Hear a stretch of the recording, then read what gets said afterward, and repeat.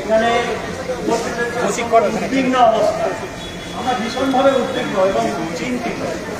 আমাদের ছাত্রছাত্রীরা, জুনিয়র ডক্টরসরা যারা এখন অনশন করে তাদের স্বাস্থ্যের অবনতি ঘটছে, তারা 58-59 দিন পেরিয়ে যাওয়ার পর আজকে অনশনেরও আজকে 3 দিন 4 দিন হয়েছে।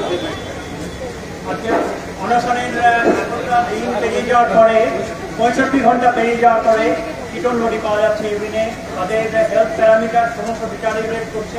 আমরা ভীষণভাবে তাদের স্বাস্থ্য নিয়ে চিন্তিত এবং উদ্বিগ্ন। তারা যে কারণে আন্দোলন শুরু করেছিল সেটা খুব জাস্টিফাইড কারণে, দে আর ফাইটিং ফর জাস্টিস। তারা কর্মবিরতি থেকে সরে এসেছে, কাজে ফিরে এসছে, রোগীদের পরিষেবা দিয়ে চলেছে। এমনকি আজকে যে তারা অনশন করছে সেই অবস্থাতে এই রিলে অনশন যারা করছেন, এখানে যারা ওরা তো টানা করছেন, তার মাঝেও কিন্তু তারা ইমার্জেন্সি পরিষেবা এবং ওয়ার্ডে ওয়ার্ডে রোগীদের পরিষেবা দিচ্ছে।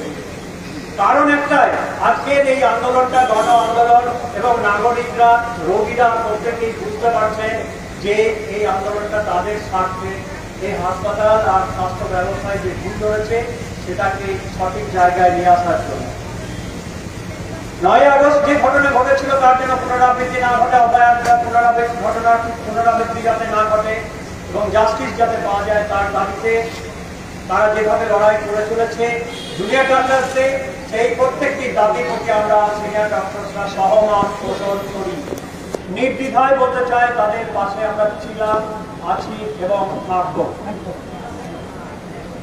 এতদিন পর্যন্ত আমরা সাধ্যের অতিরিক্ত ভাবে 2-3 গুণ পরিশ্রম করে এই স্বাস্থ্য পরিকাঠামোটাকে টিকিয়ে রাখার চেষ্টা করেছি। তার কারণ আমরা মনে করি নৈতিকভাবে আমরা নাগরিকদের এই আন্দোলনের কাছে, নাগরিকদের কাছে দায়বদ্ধ। কিন্তু দায়বদ্ধতা কি শুধু চিকিৎসকদের একা? সরকারের কোনো দায়বদ্ধতা নেই।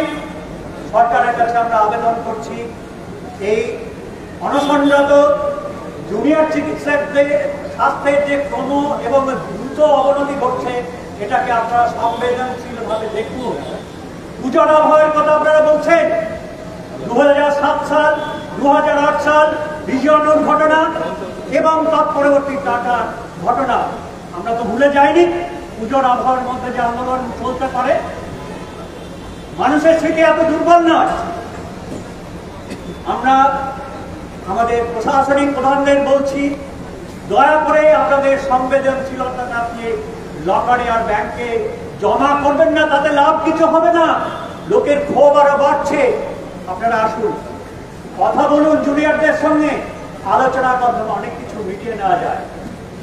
আপনারা সংবেদনশীলতার পরিচয় দিলে আমরা আমাদের রোগী পরিষেবার যে কাজ চালিয়ে যাব, আর কারণ এটা গণ আন্দোলন। কিন্তু রোগী পরিষেবার দায় শুধুমাত্র চিকিৎসক সমাজের আর হাসপাতালের কর্মচারীর নয়, সেটা সরকারেরও। যেমন কিনা অভয়ের মতন ভিন্ন ঘটনা এর পরে পরে হয়ে চলেছে। পুলিশ প্রশাসনের দায় আছে, স্বাস্থ্যমন্ত্রীর দায় আছে, সরকারের দায় আছে। আপনারা সংবেদনশীলতার পরিচয় দিন, আগামীকালের মধ্যে তাদেরকে ডাকুন, আলোচনার টেবিলে বসে অনেক কিছু সমাধান পাওয়া যায়। না হলে পরে আমাদের পূর্ণ সমর্থন যে জুনিয়র ডাক্তারদের আছে, প্রয়োজনে আমরা গণ ইস্তফা দেব আগামীকাল।